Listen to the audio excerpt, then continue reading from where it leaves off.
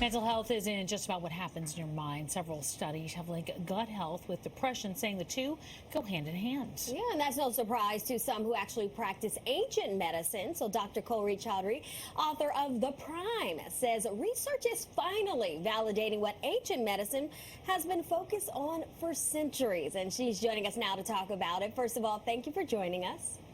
My pleasure. Thanks for having me. All right, let's jump right in. Tell us, what is the connection between gut health and your mood? It's inseparable.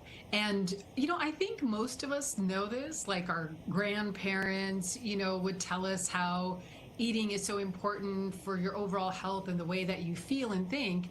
But finally, this wisdom that's been passed down is being researched through looking at the way in which the gut microbiome impacts mood. And those are all of the different organisms that live in your gut, and they actually make neurotransmitters that impact mood.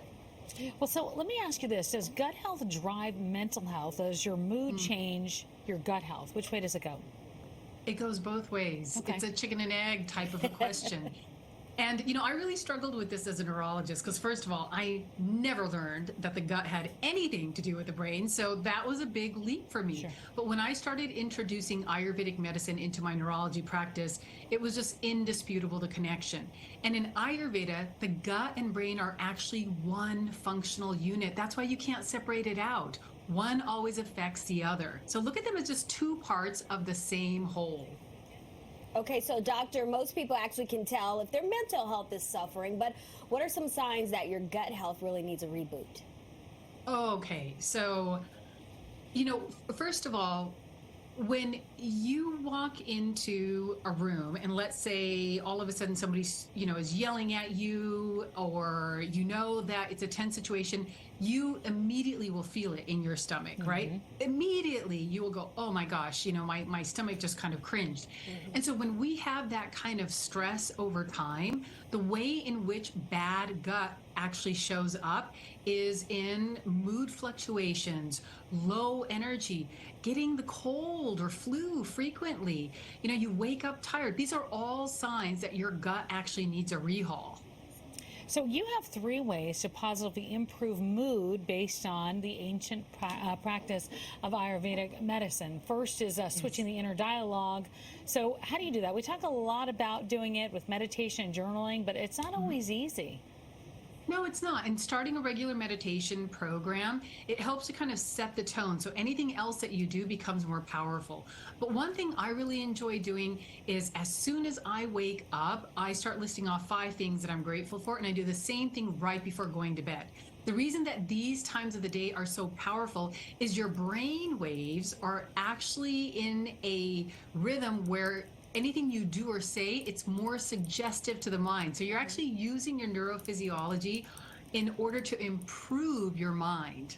Sounds like a reoccurring thing, gratitude, to improve your overall health. So certain herbs, though, can also help. So do you suggest anything in particular, and how do you prepare them? Oh my gosh, 100%. So because the mind and the gut are one functional unit, I incorporate herbs for the brain with herbs for the gut. So my 2 favorite herbs for the brain are ashwagandha and brahmi. And a lot of people are starting to hear about ashwagandha because it's so good at regulating stress response. But brahmi is also an Ayurvedic herb that is helped to simply support overall brain function and boost attention, boost focus, and also help to sharpen creativity. And so on the gut side, I incorporate an herb called triphala. And triphala is absolutely phenomenal. It's an herb that helps to reset the gut. There's other things too that you can just simply cook with, things like ginger and cumin. You don't have to buy everything in a pill form. You can also incorporate things in your own kitchen. And my final go-to is called the Prime Tea. I talk about it in my book, and it's just 3 seeds, cumin, coriander, and fennel, just about half a teaspoon of each in about 4 cups of water. Boil it for 5 to 10 minutes, strain out the seeds, and sip it all day long. I'm actually drinking it right now. Oh. And the tea just helps to keep your mind and your gut healthy and happy all throughout the day. I love how everything goes back to the root. It really, really does at the end of the day. Yes. Let's talk about meditation. We mentioned it earlier. How can that help?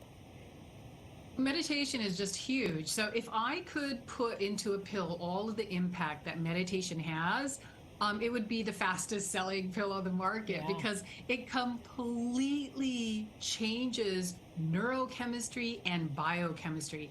And it does this by lowering your overall response to stress throughout your life.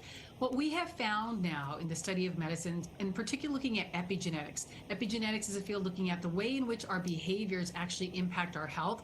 What we have found is that the number one thing that impacts our health is actually stress, more so than genetics or anything else, even more so than food. And what that means is if you are eating a healthy diet but stressed out, your body will not process it correctly. So good food is important, but a relaxed brain is even more important in terms of the way that your body can take that food in and turn it into everything you need. I love that. Peace of mind is priceless, you know.